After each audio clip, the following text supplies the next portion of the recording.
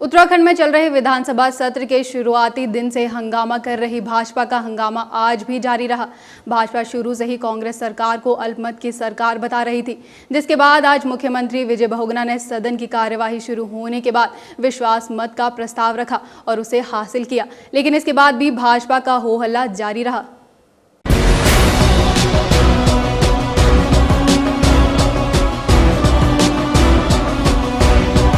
मुख्यमंत्री विजय बहुगुणा ने आज सबसे बड़ी अग्नि परीक्षा को पास कर साबित कर दिया कि उनकी सरकार अल्पमत में नहीं बल्कि बहुमत में है।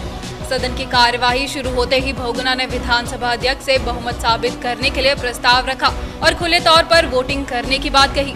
बहुगुणा ने बहुमत साबित करने के बाद भाजपा पर निशाना साधते हुए कहा कि भाजपा अभी तक अपनी हार को पचा नहीं पा रही है, जिसके चलते बार बार सदन से वॉकआउट करके सदन को प्रभावित करने का काम कर रही है।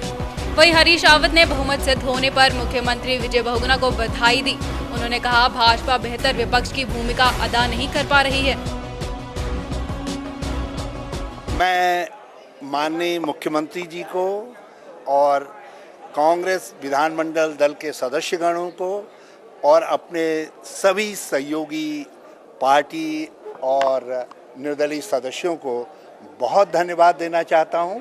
उन्होंने बहुत शानदार तरीके से विश्वास मत का प्रस्ताव रखा और उसी शानदार तरीके से जीत हासिल की। और मैं भाजपा के दोस्तों से भी प्रार्थना करना चाहूँगा कि उन्होंने एक लोकतांत्रिक प्रक्रिया में जो सवाल उठाया जाना चाहिए था वो सवाल उठाया और उस सवाल को मानते हुए मुख्यमंत्री जी ने उनका आदर करते हुए विश्वास मत हासिल करने का प्रस्ताव रखा। और चूंकि मुख्यमंत्री को बहुमत प्राप्त हुआ है तो उनको अब राज्यपाल के अभिभाषण में जो चर्चा हो रही है उसमें भाग लेना चाहिए और जो वोट ऑन अकाउंट है जिसमें सभी विधानमंडलों में एक मत से उसको पारित किए जाने की परंपरा है, उत्तराखंड में भी उसका पालन करें और वो सदन में आए और सदन की कार्रवाई में भाग लें। इस राज्य में विधानसभा के चुनाव हुए, यहाँ की जनता ने स्पष्ट जनादेश भारतीय जनता पार्टी के विरुद्ध दिया। उनके मुख्यमंत्री चुनाव हारे और कांग्रेस को एक अवसर दिया कि हम यहाँ सरकार बना सकें।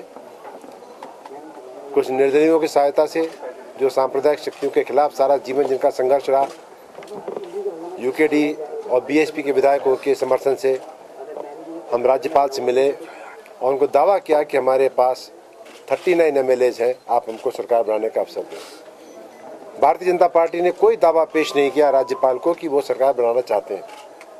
राज्यपाल जी ने संतुष्ट होकर पत्रों के आधार पर मुझे आमंत्रित किया और इस प्रदेश के मुख्यमंत्री के रूप में सेवा करने का अवसर दिया। भारतीय जनता पार्टी को ये स्वप्न था कि हमारे जो अंदरूनी थोड़े से टेंशन चल रहे थे उसका लाभ उठा करके यहाँ पे कांग्रेस की सरकार बनने को रोक सकते हैं। सदन की कार्यवाही में हिस्सा न लेने वाली भाजपा का हंगामा ही है जो थमने का नाम नहीं ले रहा है। भाजपा बहुगुणा मंत्रिमंडल को अल्पमत का बताती रह गई और सदन के भीतर कांग्रेस ने अपना बहुमत साबित करके सदन की कार्यवाही जारी रखी। भाजपा ने सरकार पर आरोप लगाते हुए कहा कि बहुगुणा गुप्त मतदान से आखिर क्यों बच रही है। पूर्व मुख्यमंत्री निशंक ने कहा कि सरकार नियमों के विरुद्ध सदन की कार्यवाही को चला रही है, जो कि संविधान के खिलाफ है। निशंक ने उत्तर प्रदेश का हवाला देते हुए कहा कि वहां भी इस तरह का गुप्त मतदान हो चुका है, तो उत्तराखंड में क्यों नहीं। ये सरकार लोकतंत्र विरोधी है। इस सरकार ने अभी तक सदन में विश्वास मत व्यक्त नहीं किया। जिस समय मुख्यमंत्री को शपथ दिलाई जा रही थी, उन्हीं के दल के 17 लोग उनको नेता मानने से इनकार करके पूरे देश और दुनिया के मीडिया के सामने कह रहे थे ये बहुमत वाली सरकार नहीं है। और इसलिए हमारी लगातार मांग रही कि जब तक ये सरकार सदन में बहुमत साबित नहीं करती तब तक किसी भी प्रकार की कोई कार्रवाई का औचित्य नजर नहीं आता, वो असंवैधानिक है। अभी भी हमने ये मांग की थी कि आप गोपन मतदान से विश्वास मत व्यक्त करिए, लेकिन ये सरकार तैयार नहीं है।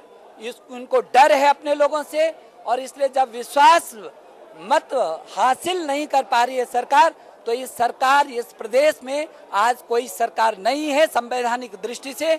और मैं ये कहना चाहता हूं कि 27 बार लगभग लोकसभा में, केंद्र में ऐसा हुआ है जब एक दल की सरकार बहुमत में नहीं आई और उसको अन्य दलों के सहयोग से सरकार बनाना पड़ा, तो उसको सबसे पहले सदन में अपना बहुमत साबित करना पड़ा और तब जाकर सदन की कोई कार्रवाई शुरू होती है।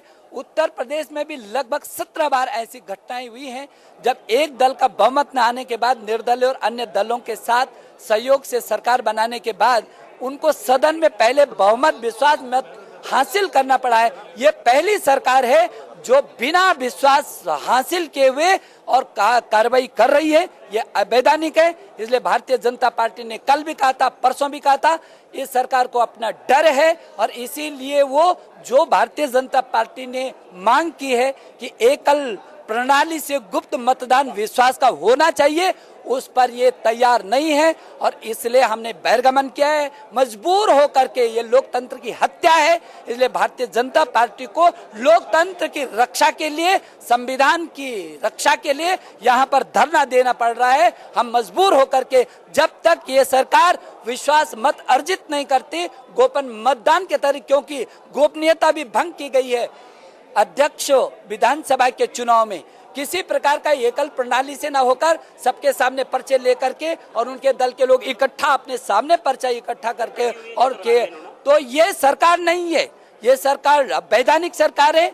वैसे भी महामहिम ने तब भी कहा था कि आप सदन के सामने बहुमत, सदन के सामने उनको व्यक्त करना है और जब तक सदन में बहुमत साबित नहीं करते तब तक किसी भी प्रकार की कोई कार्रवाई, कोई प्रश्न ही पैदा नहीं होता और हमको मजबूर होकर के आगे भी कोई कदम उठाना पड़ेगा। हम इसका विरोध। पिछले 3 दिनों से अस्त व्यस्त पड़ी विधानसभा की कार्यवाही का इन दिनों भगवान ही मालिक लग रहा है, जो सुधरने का नाम ही नहीं ले रही।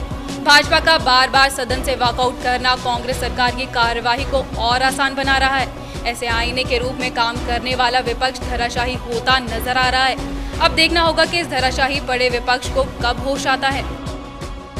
सौभाग्य मिथिला उत्तराखंड के लिए देहरादून से कैमरामैन लेक अहमद के साथ सौरभ भाटिया की रिपोर्ट।